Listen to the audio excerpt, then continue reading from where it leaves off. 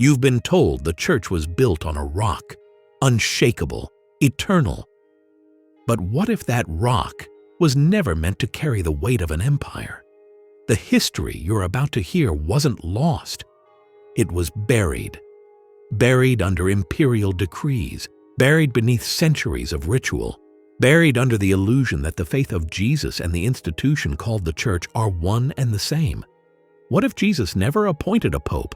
What if the word Catholic didn't come from heaven at all?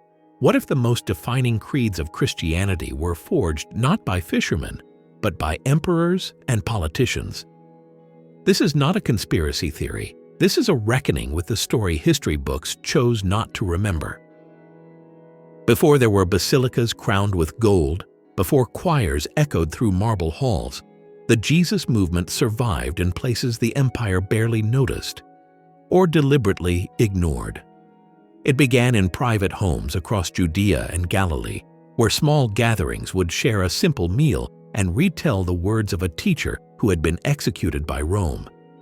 They called these meetings ecclesia, the called out ones. But in the eyes of the Roman state, these gatherings were not sacred assemblies. They were illegal. Rome recognized only authorized religions, and Christianity, with its refusal to worship the emperor, was branded superstitio, a dangerous, unauthorized cult. When persecution came, it came with precision and cruelty. Under Emperor Nero in 64 AD, Christians were scapegoated for the Great Fire of Rome. Ancient historians like Tacitus record how believers were covered in tar and set alight as living torches, or dressed in animal skins and torn apart by dogs in public games. By the reigns of Domitian and Trajan, the charge against Christians was simple but fatal: refusal to sacrifice to the Roman gods. To be accused, one needed only to be named, and to refuse worship was to invite death. By the 2nd and 3rd centuries, Christians had adapted. They used symbols like the ichthys, the fish, to mark safe meeting places. They carved secret inscriptions into the walls of burial sites. And they began gathering in catacombs beneath cities like Rome, Naples, and Syracuse. The catacombs weren't just burial chambers. They were networks of narrow tunnels, miles long, dug into soft volcanic stone called tufa.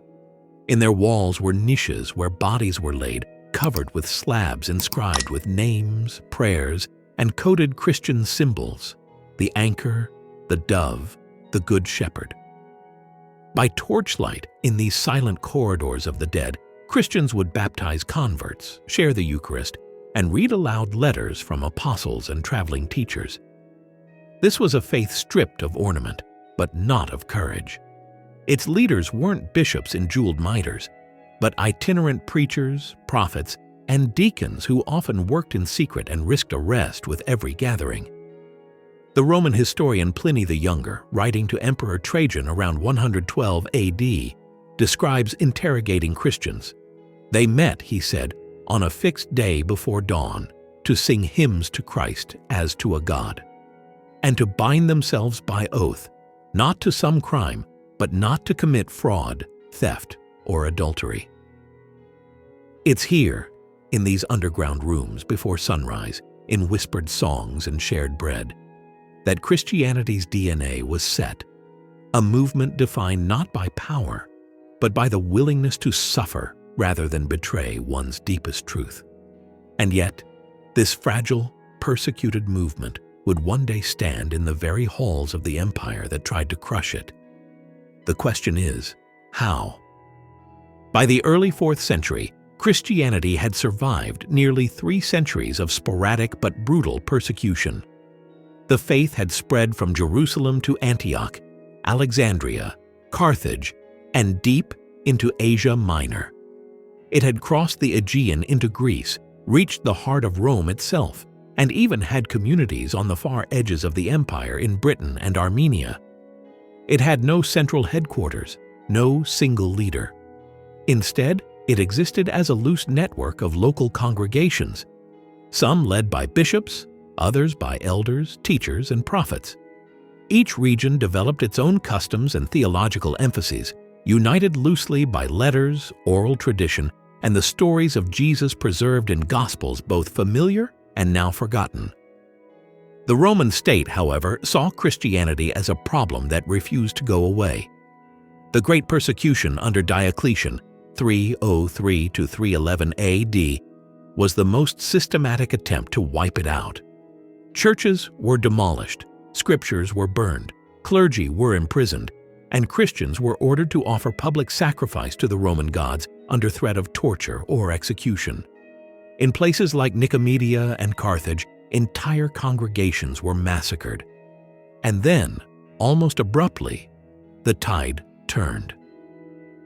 In 312 AD, a political struggle for control of the empire brought Constantine, ruler of the western provinces, into conflict with Maxentius, who held Rome. On the eve of the decisive Battle of the Milvian Bridge, Constantine claimed to witness something extraordinary. A sign in the sky, described by later sources like Lactantius and Eusebius as a cross, or the Greek letters chi and rho, the first letters of Christos. With it came a message. In this sign, conquer. Constantine ordered his soldiers to paint the symbol on their shields. Against the odds, his forces won, routing Maxentius's army and killing him in the Tiber River. Within a year, Constantine and his eastern co-emperor Licinius issued the Edict of Milan, 313 AD, which granted Christians the right to worship freely, restored confiscated property, and effectively ended imperial persecution. For the Christian community, it was nothing short of a miracle. In less than a generation, a religion once hunted in underground tombs was welcomed into imperial palaces. But Constantine's relationship with the faith was complex. Archaeological evidence shows that for years after his conversion, he continued to mint coins honoring Sol Invictus, the unconquered sun. He participated in traditional Roman festivals and retained the title Pontifex Maximus, the chief priest of the state religion. His public embrace of Christianity didn't mean he abandoned Rome's gods overnight. What it did mean was that the empire suddenly had a new political ally in a growing, organized, and increasingly influential religious movement. Constantine recognized what other emperors had missed. Paganism was fracturing, but Christianity offered cohesion. A single God, a clear moral code, and a network of leaders who could be mobilized for imperial unity. By 325 AD, he wasn't just tolerating Christianity, he was shaping it. That year, he summoned bishops from across the empire to the Council of Nicaea, the first universal council in Christian history, not as a humble believer, but as Rome's ruler, seeking order and uniformity. In less than 2 decades, the cross had gone from a symbol of Roman execution to a banner carried into battle by Rome's legions. The underground movement had stepped into the sunlight, but also into the shadow of imperial power. When Constantine summoned the bishops of the empire to Nicaea in 325 AD, it was not a casual invitation. He paid for their travel. He housed them in imperial quarters. He even presided over the opening of the council in person, wearing imperial purple and gold. This was unprecedented. For nearly 3 centuries, Christian leaders had gathered in small, often secret meetings. Now they were debating theology under the watch of Caesar himself. The immediate reason for the council was a crisis brewing in Alexandria. A priest named Arius had been teaching that Jesus, the Son of God, was not eternal but created. The highest of all beings, yes, but still subordinate to the Father.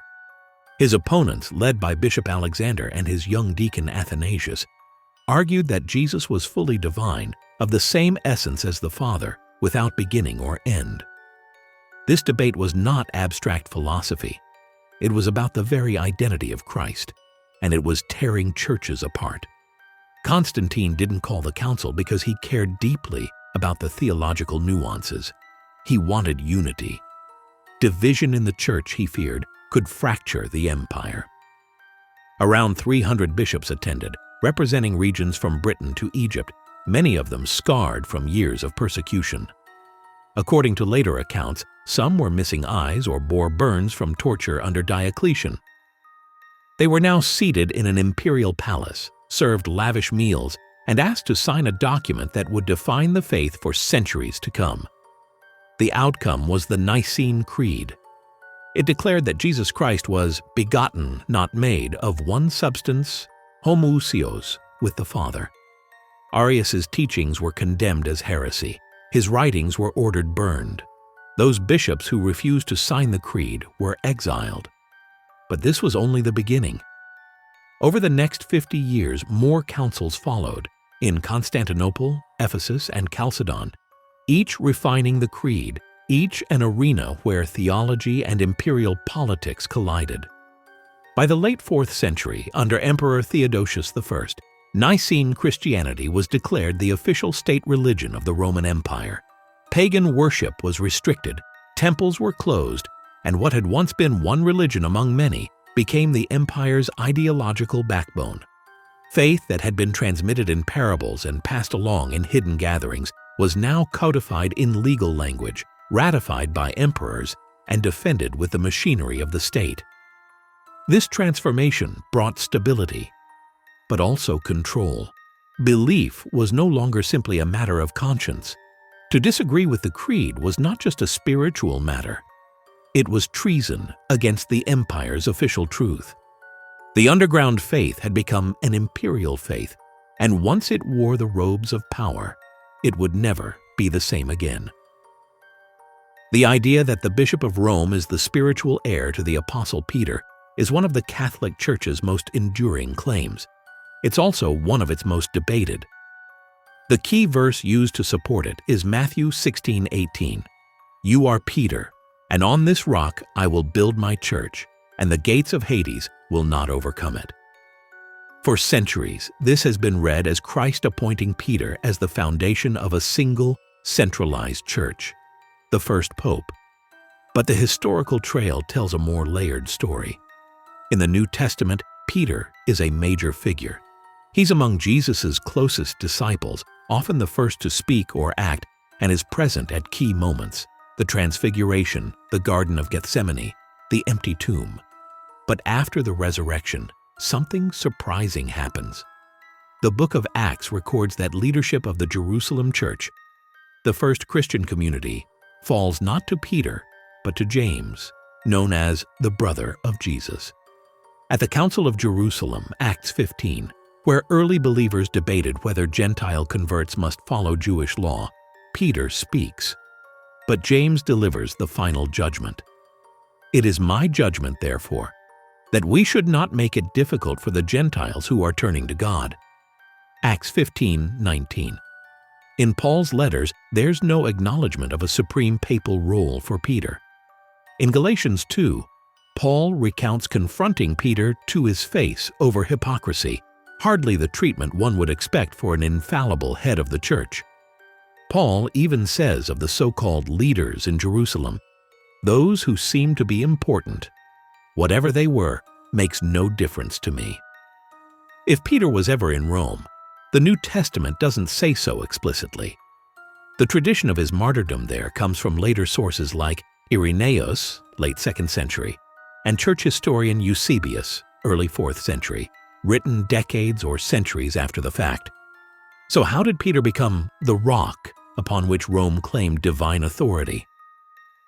The answer lies in the gradual centralization of church structure. In the first 2 centuries, each major city had its own bishop. Rome was respected because of its size, wealth, and its link to both Peter and Paul, both believed to have died there during Nero's persecution in the 60s AD. By the late 2nd century, the Bishop of Rome was being consulted on theological disputes far beyond his city. In 190 AD, Pope Victor I tried to settle the Quartodeciman controversy, a dispute over the date of Easter, by threatening to excommunicate churches in Asia Minor. This shows Rome's growing sense of authority, though not all other bishops accepted it. By the 4th and 5th centuries, as the empire's western capital, Rome had a unique prestige. Popes like Leo I, 440 to 461, articulated a theology of papal supremacy, arguing that Peter's authority was passed down through his successors in Rome, a doctrine known as apostolic succession. It was a theological claim built on a historical foundation that was far from airtight. But in a world where imperial politics and church hierarchy were becoming deeply intertwined, the image of Peter as Rome's first bishop became more than a matter of faith. It became a political necessity. The fisherman from Galilee who once denied Jesus 3 times was now presented as the eternal foundation of an unbroken chain of authority.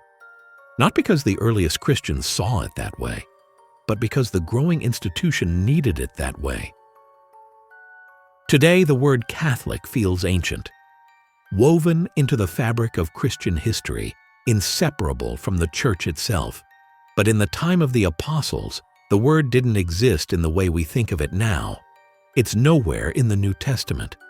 The earliest known use comes from Ignatius of Antioch, writing around 107 AD, just a decade or two after the death of the last apostle. In his letter to the Smyrnaeans, Ignatius says, "Wherever Jesus Christ is, there is the Catholic Church." But here's the key. In Greek, Catholicos simply meant universal or according to the whole. It wasn't a brand name. It wasn't a separate institution. It was a description, an appeal to unity in a time when Christian communities were splintering into competing interpretations of Jesus' message. Ignatius was fighting heresies like Docetism, which denied that Jesus truly came in the flesh, and other sects that mixed Christian ideas with pagan or mystical philosophies. By calling the Church Catholic, he meant inclusive of all true believers, not an exclusive club. But as centuries passed, the meaning shifted. By the 3rd and 4th centuries, as bishops met in councils to define orthodoxy, Catholic became a label not just of unity, but of orthodox legitimacy. If you agreed with the official creed, you were Catholic. If you didn't, you were a heretic. This was more than a theological move. It was a political one. A universal claim gave Rome a framework to assert that only those in communion with the Bishop of Rome belonged to the true Church. It meant the center could define the edges. And it meant dissent wasn't just disagreement. It was exclusion. By the time Christianity became the official religion of the empire under Theodosius I in 380 AD, the term Catholic was enshrined in law. The Edict of Thessalonica declared that only those who followed the Nicene Creed, the faith transmitted to the Romans by the divine apostle Peter, could call themselves Catholic Christians. All others were to be labeled heretics, subject to both ecclesiastical and imperial penalties. What had started as a word to unite believers across distances and cultures had become a boundary marker, the dividing line between the accepted and the condemned. And with the name came a new question. If the Catholic Church was the true Church, who decided which writings, which teachings, and which voices counted as its truth? That question would ignite one of the most decisive battles in Christian history, the war over the Bible itself. Today, most Christians open a Bible and find the same structure: Old Testament, New Testament, 4 Gospels, Matthew, Mark, Luke, and John, followed by Acts, the letters, and Revelation. It feels fixed, inevitable, as if it has always been this way. But in the first centuries after Jesus, there was no single, universally accepted Bible. There wasn't even agreement on how many Gospels existed, or which ones were inspired. Across the Roman world, different Christian communities read different texts. In Rome, the letters of Paul were treasured. In Egypt, some churches used the Gospel of the Egyptians and the Gospel of the Hebrews. In Syria, the Diatessaron, a harmony of the 4 canonical Gospels, was popular, but so was the Gospel of Thomas. Other writings like the Shepherd of Hermas, the Epistle of Barnabas, and the Didache were treated as sacred scripture in certain regions. By the late 2nd century, church leaders began to list which books they believed should be read publicly. The Muratorian Fragment, the oldest surviving list of New Testament writings circa 170 to 200 AD, includes some books we recognize today, but also omits others, and even accepts the Apocalypse of Peter, later excluded. The problem was clear. Without a fixed canon, doctrinal disputes multiplied. Some groups, like the Marcionites, rejected the Old Testament entirely and used only a shortened Gospel of Luke and select Pauline letters. Others, like the Gnostics, circulated entirely different Gospels that presented a radically different vision of Jesus. The turning point came in the 4th century, after Christianity's legalization. Imperial favor meant the Church could gather in large councils without fear, and with imperial funding. In 367 AD, Athanasius of Alexandria wrote his Easter letter listing the 27 books of the New Testament exactly as we know them today.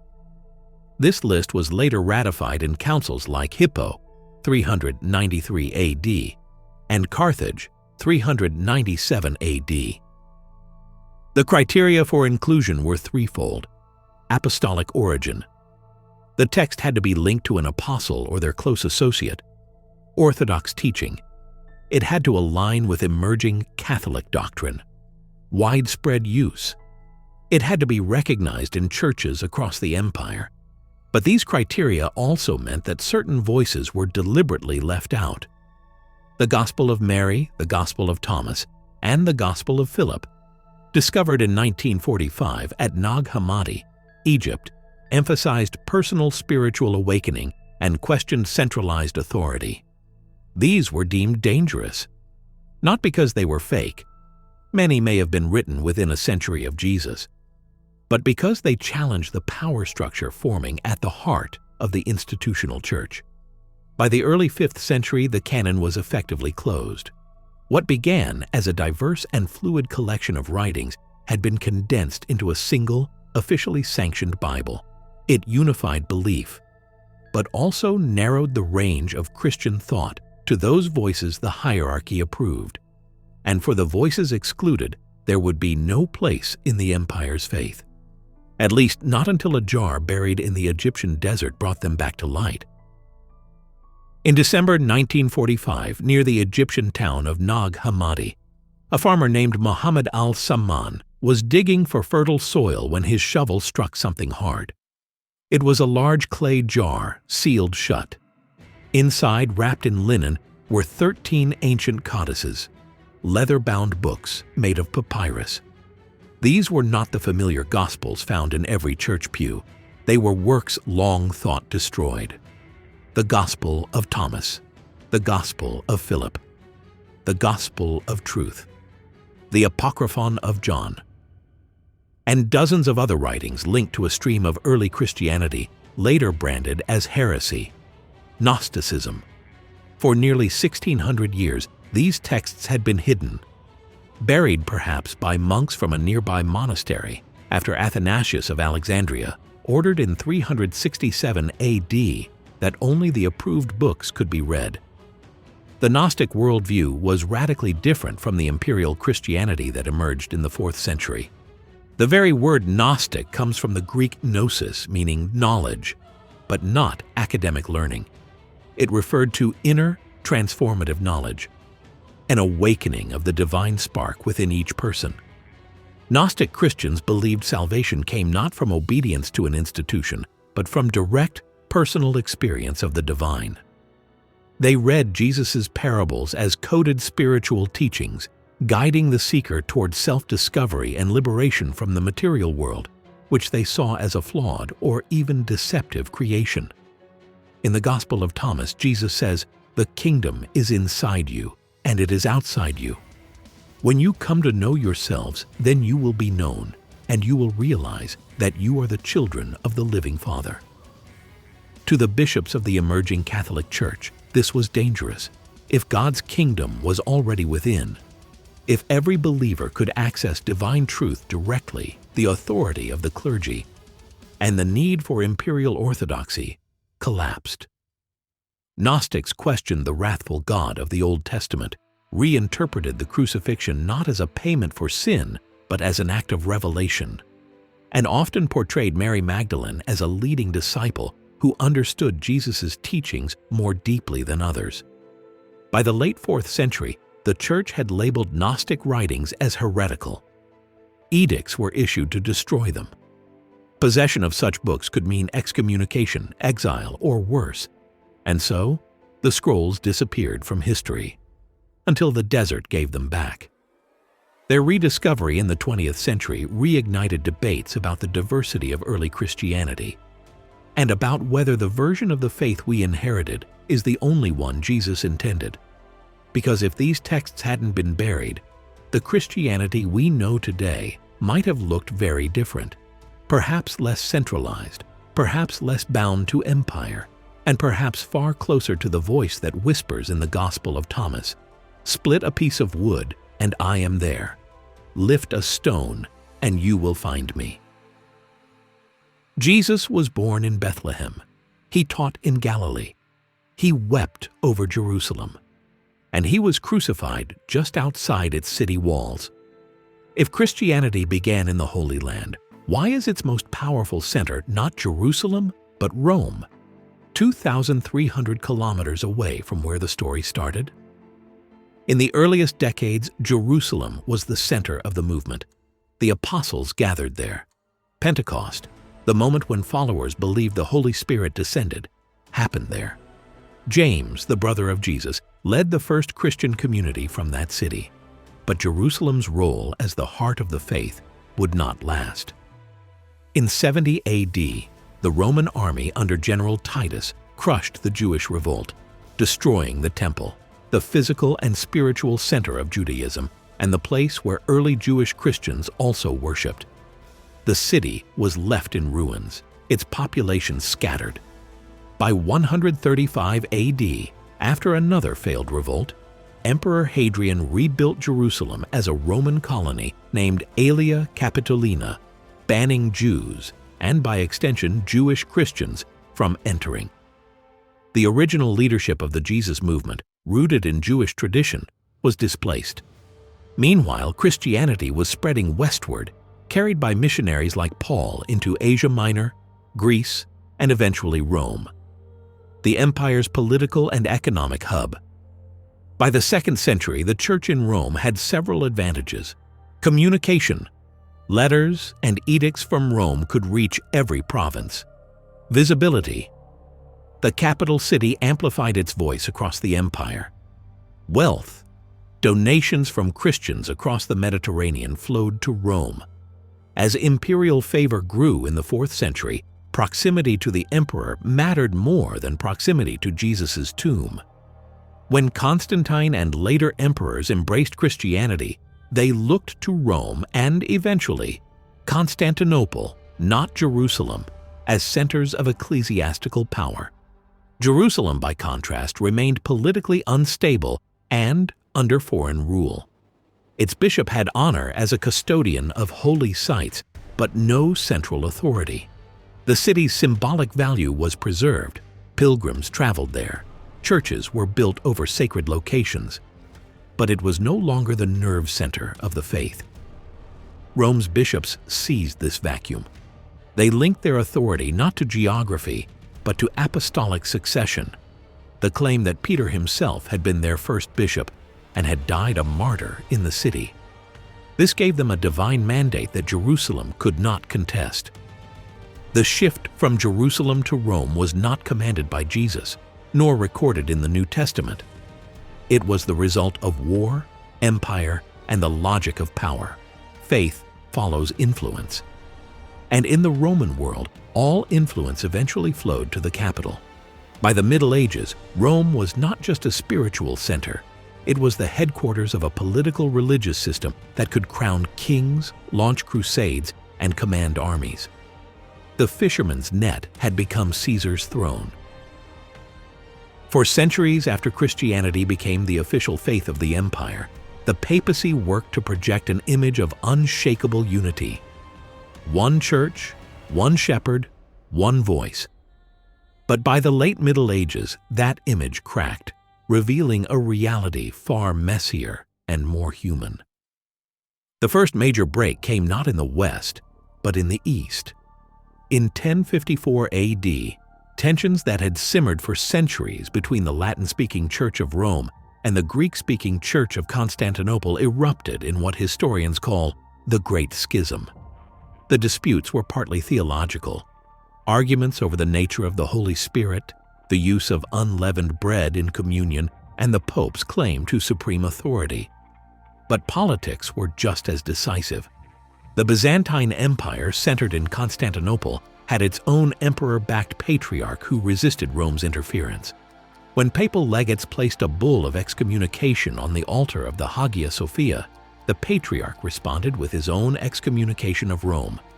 What began as a single church was now permanently divided into Roman Catholic and Eastern Orthodox branches, each claiming to be the true continuation of the faith. But division didn't stop there.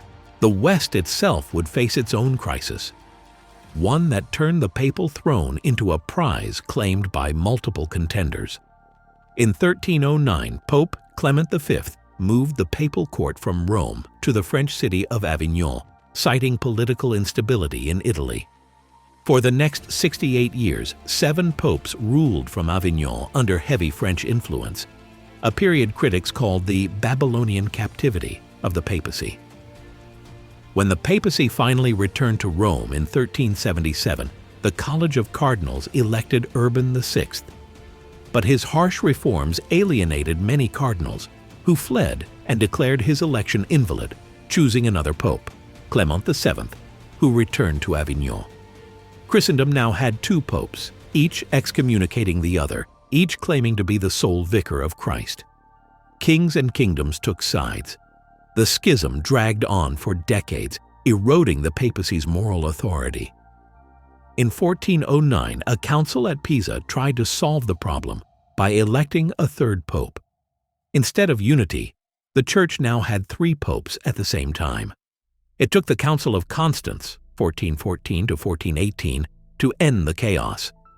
2 popes were deposed or resigned, the 3rd refused but was ignored, and a new pope, Martin V, was elected. The unity of the papacy was restored, on paper.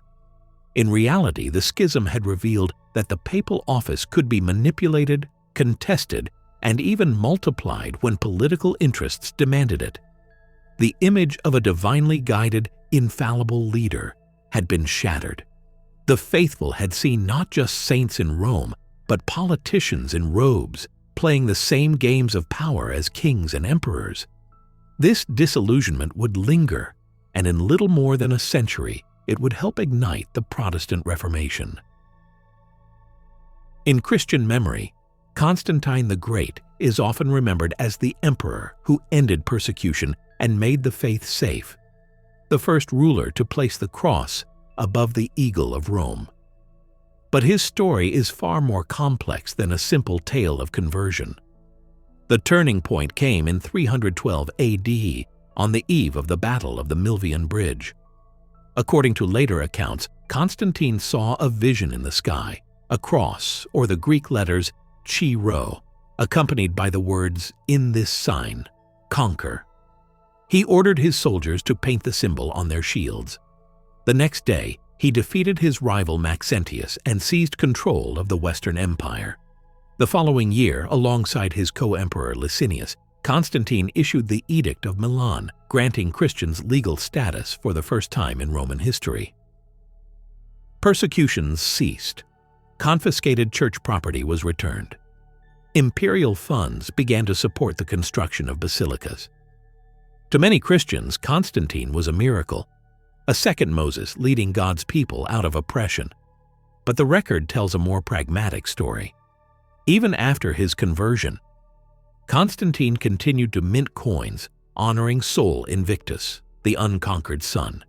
He retained the title Pontifex Maximus, chief priest of the traditional Roman religion. He attended pagan festivals and maintained the old priesthoods, and he delayed baptism until his deathbed in 337 AD, a practice common among elites who wanted to avoid post-baptismal sin, but unusual for someone credited with reshaping Christian history. His embrace of Christianity also served a strategic purpose. By the early 4th century, the Roman Empire was fractured, politically, economically, and religiously. Paganism no longer unified the people, but Christianity was growing, organized, and committed. Aligning with it offered Constantine not only a religious base, but a tool for consolidating power. This strategy became clear in 325 AD, when Constantine convened the Council of Nicaea. It was the first ecumenical council in Christian history, gathering bishops from across the empire to settle the Arian controversy, the question of whether Jesus was fully divine or a created being. Constantine presided not as a humble convert, but as an imperial referee.